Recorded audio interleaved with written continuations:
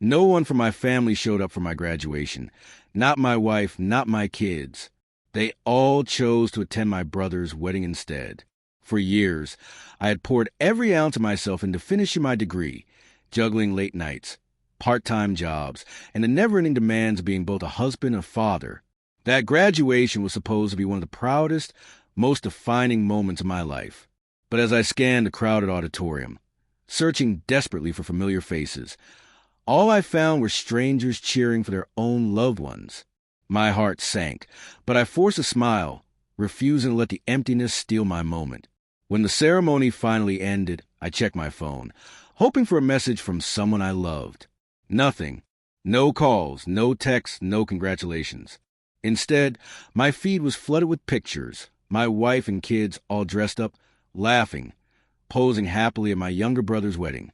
It stung even deeper because everyone had known about the conflict for months. My brother had scheduled his wedding long after my graduation date was announced.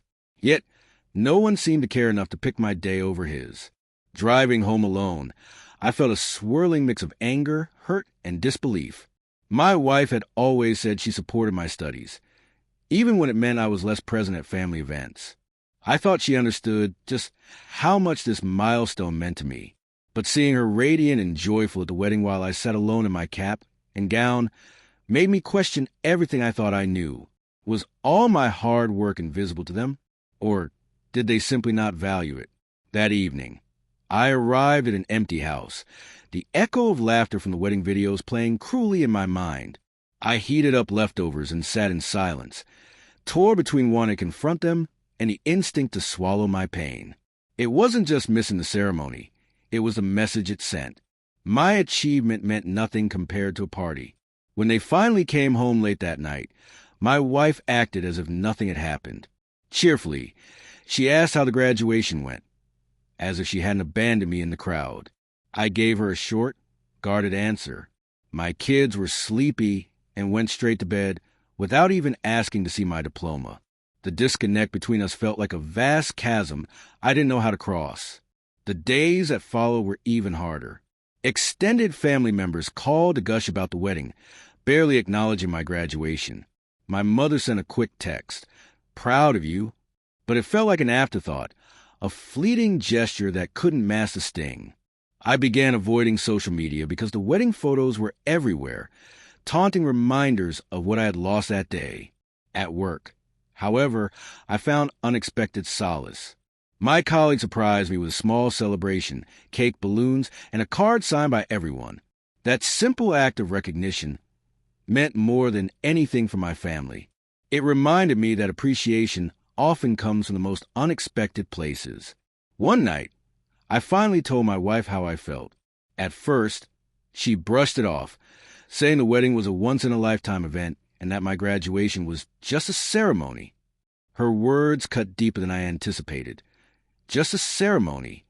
That moment symbolized years of sacrifice and dedication.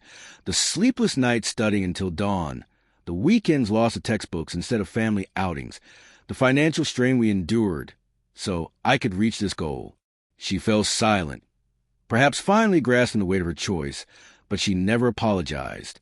Over time, I stopped bringing it up, though the memory lingered like an invisible scar. My relationship with my family shifted subtly but irrevocably. I still loved them, but a part of me no longer felt as connected.